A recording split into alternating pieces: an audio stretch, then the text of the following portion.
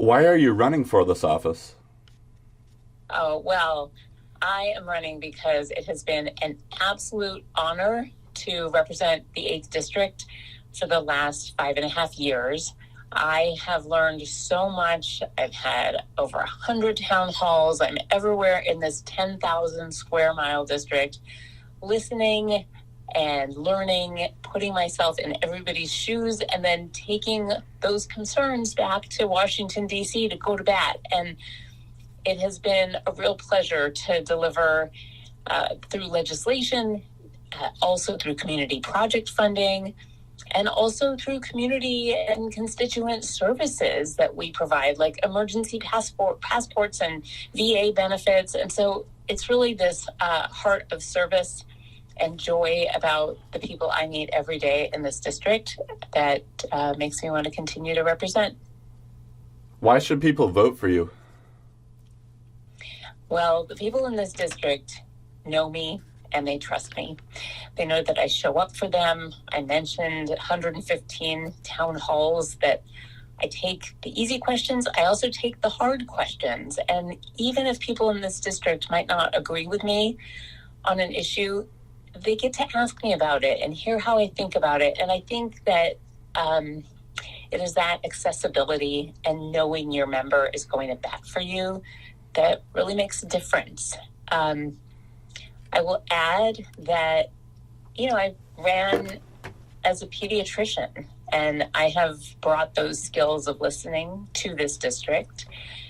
And I've also brought the skills of studying, like a medical student studies, to this job. And so I have really dived into issues like agriculture and what the farmers in this district need. I've dived into hydropower and salmon habitat. And so it is that depth of knowledge that I think really makes me an even more effective member of Congress. Who do you think Kamala Harris should pick as a running mate? No, I don't know. I know she will make a good choice, and I am excited about her campaign. How will you unify the people and the voters inside of your district? I think the answer to that question in terms of unifying the voters, first of all, we're a very diverse district. So no two of us think the same way about things. But, bringing together is something that a pediatrician has done, as my life's work. I did that for 20 years. Listening, finding common ground, and solving problems together. And that is exactly how I represent this district. The district knows me and they trust me, and I will be reminding people of just how many ways I have listened and worked hard to deliver for them. What are the 3 biggest issues you think voters in your district face? Can you repeat that? The issues that they face, or the issues that they care most about? Let's do face. Okay.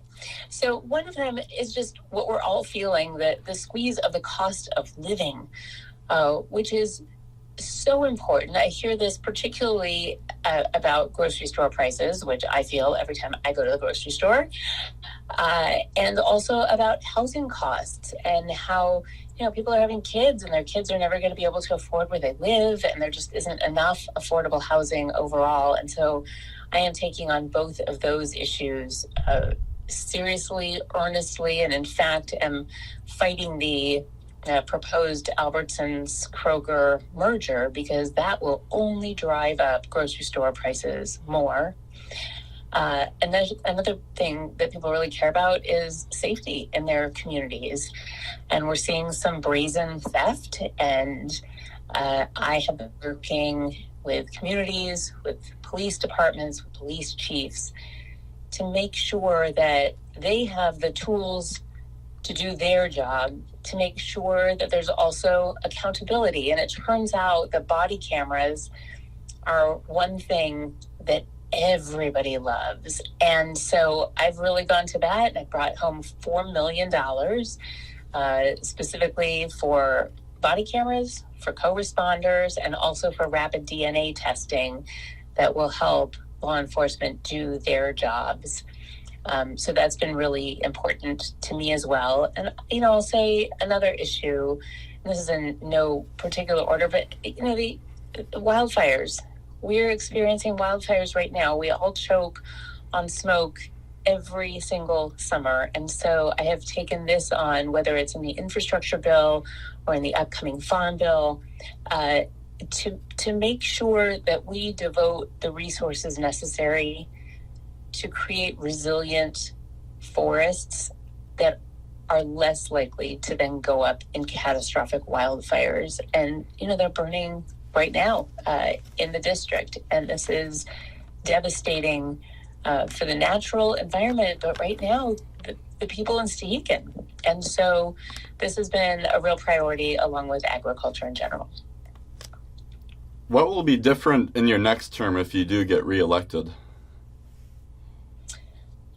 Well, my hope is that in the next term, we will have a Democratic majority in the House and in the Senate, and we will have a Democratic president that will allow us to achieve things like we did in the last Congress, like the Chips and Science Act that brings microchip manufacturing back to the United States so we're not dependent on China, that makes incredible investments in clean energy so that we can lead the world, provide the world, and address our climate crisis.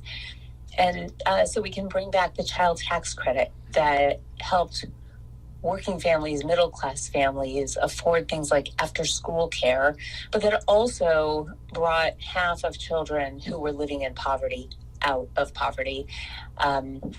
I look forward to making Roe the law of the land. I mean, these are things that can happen when we flip the House, hold the Senate, and hold the presidency.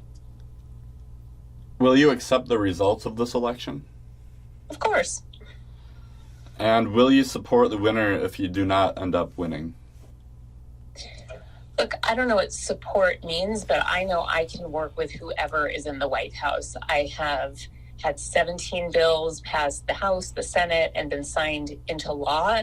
About half of those were signed by President Trump, and half were signed by President Biden. And so I can work with anybody, but let me just tell you, to be very clear, I believe it is an incredibly serious threat to our country and to the entire world to have Trump in a second term in the White House. And so I will do everything I can, not just to hold my seat and to flip the House to Democratic control, but also to make sure that Vice President Kamala Harris becomes our president.